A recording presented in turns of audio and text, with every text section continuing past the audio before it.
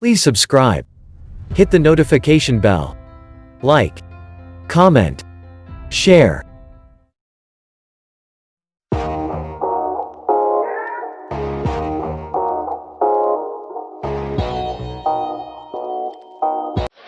of the tape, and you can see the big disparity in reach. Carl Williams with a 14-inch advantage there at 219 and a quarter for Tyson and 218 for Williams. Both fighters appear to be in superb physical condition. Rules for the bout, combination, and before we look at rules, we'll look at the punch stat computations. Larry Merchant.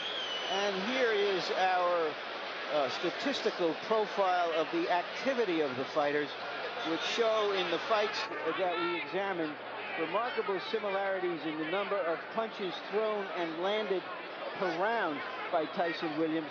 But of course, there are different kinds of punches. Tyson throws the heavier stuff. Williams throws a majority of jabs. And you see the 28 jabs per round Williams threw against Holmes. That is when he looked most effective. Rules for the fight, a combination of WBA and New Jersey rules. Most significant, the 3 knockdown rule. Rarely in effect for championship fights, is in effect tonight. It victimized Carl Williams in his fight against Mike Weaver. Now we go to the ring announcer, Michael Buffer, for pre-fight introduction. Ladies and gentlemen, good evening and welcome to Atlantic City's Convention Hall by way of Donald Trump's Trump Plaza Hotel and Casino on the boardwalk here in Atlantic City, New Jersey. Tonight, Don King Productions and the Trump Plaza present the World Heavyweight Championship. This bout is approved and sanctioned by the New Jersey State Athletic Control Board, Larry Hazard Sr., Commissioner, Deputy Commissioner Lawrence Wallace, and the Chairman is Jerry Gormley. The bout is governed by the rules and regulations of the World Boxing Association, represented by Dr. Elias Cordova and James J. Bibbs. It is also sanctioned by the International Boxing Federation, President Robert W. Lee, and the World Boxing Council, President Jose Suleiman. The 3 judges selected by the New Jersey State Athletic Control Board for this bout are Rocky Castellani, Chuck Giampa, and Richard F. Murray. Chief physician at ringside, Dr. Frank B. Doggett. Also in attendance, Dr. Eric Wormser and Dr. Charles Wilson. The timekeeper for the bout is Roosevelt Gilbert, and counting for the knockdown seconds, Steve Smoger. And now, before we get started, I would like to introduce the gentleman in the ring at this time, a man who's responsible for bringing over 20 championship bouts to Atlantic City over the last 2 years. In addition to being the world's most famous entrepreneur, he is a best-selling author and our host this evening, Mr. Donald Trump. Beginning of the bout, that Williams was susceptible to the left hook. You pointed out that he elected to stand in close with Mike and punch during the first minute of the bout. Well, he did pretty well. As a matter of fact, he established the left jab, and he kept Mike Tyson at bay. If anything, he didn't allow Mike to get too many punches off in the first round. But what happened when he dropped that right hand, that's when it was all over. This was an energetic Williams as he attempted to get ready to use the jab to good effect. Tyson always opens with a firestorm. You'll recall that he knocked Frank Bruno down during the first 15 seconds of the bout, which it eventually took him 5 rounds to wrap up. Referee Randy Newman was aggressive from the start, warning Williams early not to hold Tyson while hitting it. As you watch him drop his right hand. When Williams throws the left jab, he has the tendency to drop that right hand, which the left hook of Mike Tyson will accommodate that. And when you say drop the right hand, it's not a big drop. It's almost imperceptible, but it's very important in boxing technique. Well, it leaves you open for the left hook. And when you place a fighter with the power and the left hook of Mike Tyson, that right hand should be glued to your chin. And I'm sure take the left hook. And as you watch Carl Williams, he's losing days here, and he's working his way to get out.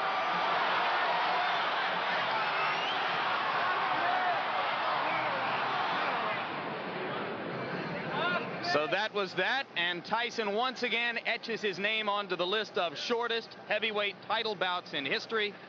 The 91-second knockout of Spinks was the 4th shortest in the history of the genre, and now the 93-second knockout of Williams becomes the 5th shortest heavyweight title bout of all time. So Mike now accounts for 40% of the shortest heavyweight title bouts of all time. And one more time, we are all together.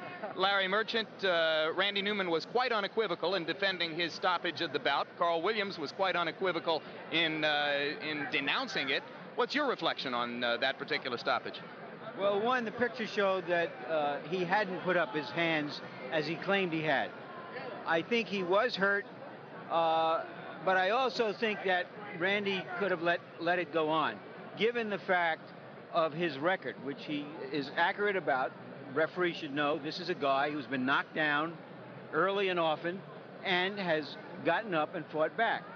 I doubt that he would have survived the first round if that happened, but I think he deserved the opportunity. I think the referee acted a little too precipitously. Which brings me to the next point, Ray Leonard, and we get ready for your closing comments here. How long will the public put up with this? Does this create increasing fascination with Tyson's knockout power, his ability to put away opponents in 90 seconds, or will there be on the part of the boxing public increasing doubt and disgust with these short, non-competitive bouts? Well, unfortunately, it's not Tyson's fault that he has such power and devastation in both hands. The fact of the matter is, he's the best in the business. He tells you right away he's the toughest guy on the planet, and he proves it each and every time. Must he fight Holyfield next to maintain credibility? Mike Tyson has credibility. He's proven himself. He's unified the heavyweight division. I think that would be an attractive fight, and that's something that some of the fight fans look forward to. Larry Merchant, your closing comments on Tyson Carl Williams. Well, there's nothing much to say. What happened in the ring, says it for Mike Tyson. My feeling is that when a fighter is as dominant as he is, there are very few other fighters who can compete with him. But he is such an extraordinary fighter that it's almost, in a sense, like a great artist who has too many paintings on the market, and it drives the market value of the individual paintings down, so that he has to perhaps fight some fewer fights. As far as Holyfield is concerned, I think there's just a kind of negotiating dance going on now. The fight is going to happen. There may be a fight between now and then. Hopefully it would be Michael Dokes, who would be the most credible opponent out there, I think, before such a fight. I've been struck watching Mike all week that he doesn't seem to have fun at these events anymore. That's the overriding feeling I get about Mike Tyson, that he's still a little gun-shy because of everything that's happened in the past. His answers have usually been very cryptic and short with the press. He hasn't enjoyed the scene as much as he used to, and that's a shame for a 23-year-old kid who has everything in the world in his chosen profession. But we sure noticed tonight that once he did it, he was effusive, he was happy. This ring is still the safest place in the world for Mike Tyson. It's where he speaks the best, both with his fists and now with his mouth as well. Which brings us to the final piece, excuse me, Larry, of historical perspective. He's barely 23 years old. He's been in the ring 37 times as a professional. He's won every time. The record which has danced in the dreams of heavyweights for 30 years now is Rocky Marciano's 49-0, 49 fights without a defeat. Mike Tyson has said recently that record doesn't mean anything to him.